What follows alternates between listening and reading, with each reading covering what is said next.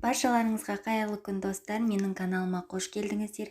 Бүгін сіздерге үй жағдайында өте оңай жасалынатын, әрі жұмсақ болып шығатын булочканың рецептісін ұсынамын. Міндетті түрде рецепті сақтап алуға кеңес беремін.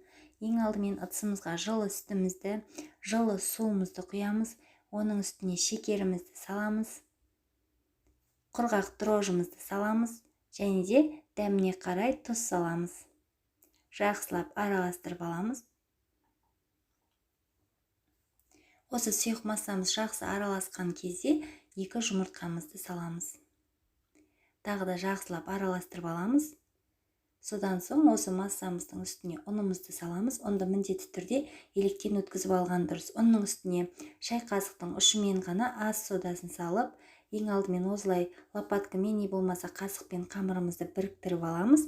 Содан соң қолымызбен жұмсақ қамыр илейміз.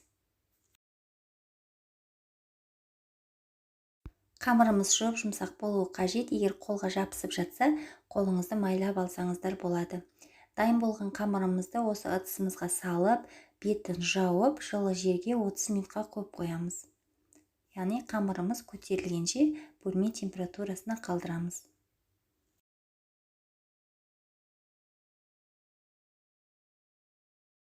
Достар, көріп тұрғандарыңыздай біздің қамырымыз көтерілді. Енді арнайы формамызға саламыз. Булочканың формасын әркім өз қалауынша жасаса болады. Мен кәдімгі дөңгелек формада пісіретін боламын. Осылай формасын шығарып аламыз булочкамыздың. Алдын ала мен салатын формамның астын майлап алдым. Егер пергамент қағазы болса, пергамент қағазын төсесеңіздер де болады.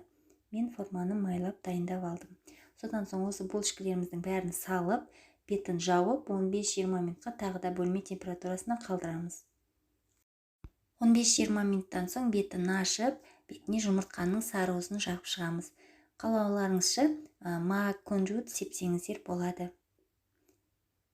Содан соң алдын ала қызып тұрған печкеде 180 градуста 25-30 минут аралығында булочкаларымыз қызарып көтерілгенше пісіріп аламыз.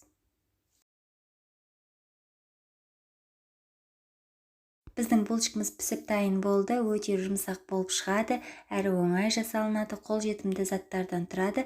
Міндетті түрде жасап көріңіздер. Сіздерге де ұнайды деген ойдамын. Видеоны соңына дейін қараған болсаңыздар, лайк басуды ұмытпаңыздар.